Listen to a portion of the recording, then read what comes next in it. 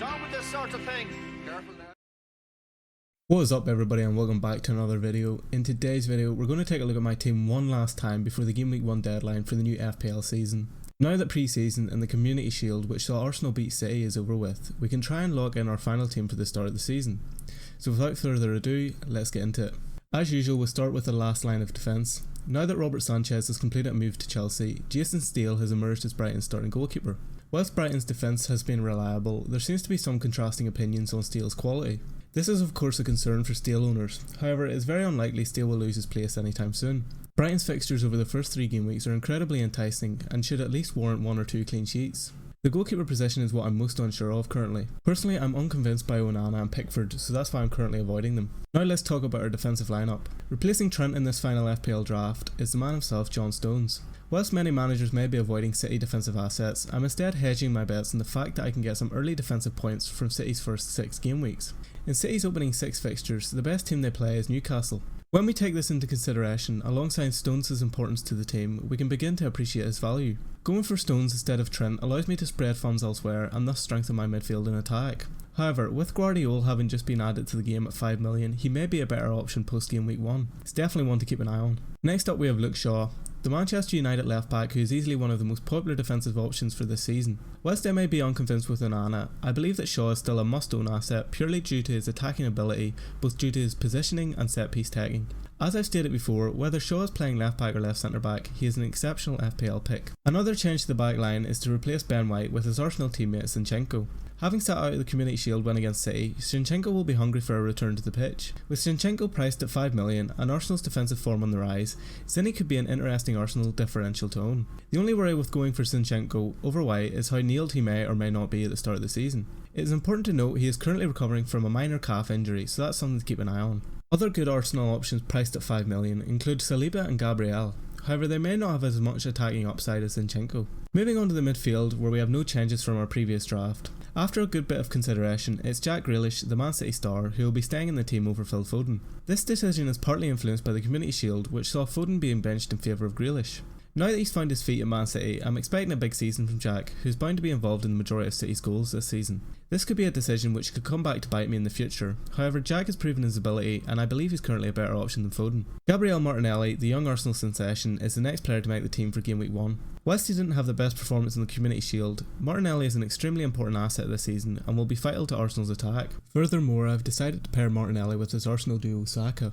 Not only does owning Saka mean I can triple up on Arsenal assets, but also allows me to heavily target their opening fixture against Forest, who have been in poor form recently. I would also argue that having 2 Arsenal mids is now essential due to Jesus' injury.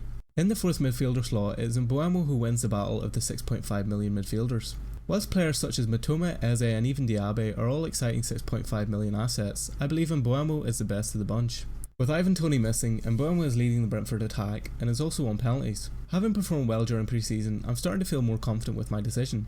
Whilst Mbeumo did go off in Brentford's last pre-season game due to a dead leg, it is nothing to worry about and he will 100% be ready for a tough opening fixture at home to Spurs. The last midfielder to make the team is the United captain Bruno Fernandes. Interestingly, Bruno lined up as number 10 during United's recent win over Lens, with Mount and Casemiro playing further back. However, it is unlikely that this situation will remain once the season starts. Mount is a player who needs to be higher up the pitch in order to add any value, and thus Bruno will inevitably be forced to drop back deeper in midfield. However, with Bruno's set-piece ability and passing range, he is bound to be just as valuable an asset as he was last season, so expect plenty of points from him. Up front we have an exciting duo. Even though he hasn't scored in his last 7 games, Erling Haaland is a non-negotiable asset for your FPL team. His incredible goal-scoring record and aerial threat make him a must-have even if he is now priced at 14 million. If you want to do the best you possibly can during the FPL season, then Haaland is a must-own player no matter what.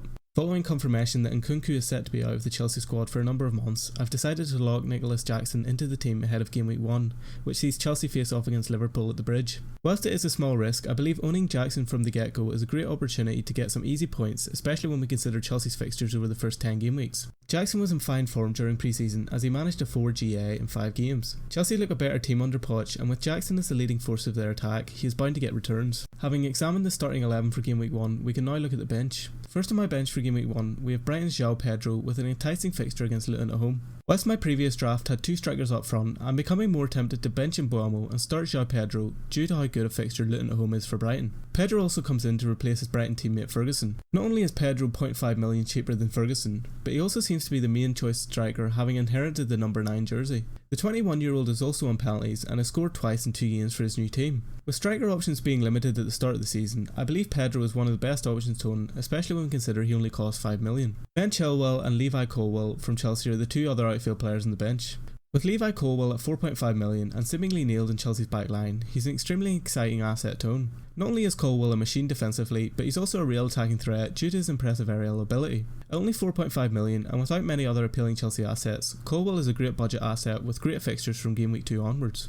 It now seems inevitable that I will own Chilwell instead of James at the start of this new FPL season. Whilst James has proved his quality time and time again, he is clearly not at his usual level just yet. The current system Pochettino was using seems to weaken Reece's attacking ability whilst boosting Chilwell's. Due to the current form, plus the position Chilwell finds himself in, it looks like Chilwell will be in my team for game week 1 onwards. Areola of West Ham is the goalkeeper on my bench. At 4 million, Areola provides good cover should he need to be called upon, depending on fixtures and injuries. Matt Turner is also a goalkeeper I'm eyeing up to have on my bench if he does complete a move to Nottingham Forest. However, if Forest also sign Dean Henderson, then I will remain with Areola as Matt Turner will no longer be the number 1 keeper for Forest.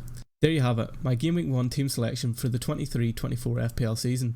At this point it would be fair to say that this team is almost fully locked, barring any last minute panic, which is of course inevitable with FPL. In order to stay up to date with any changes that are made, make sure to follow me on Twitter at fplfatherted and also tune into the deadline stream, which will be live each week an hour before the deadline of the game week. I'd love to hear your thoughts on my team and your picks for this FPL season in the comments below. If you did find this video helpful, then please do drop it a like, subscribe and hit the notification bell for more FPL content. Thanks for watching and good luck this season.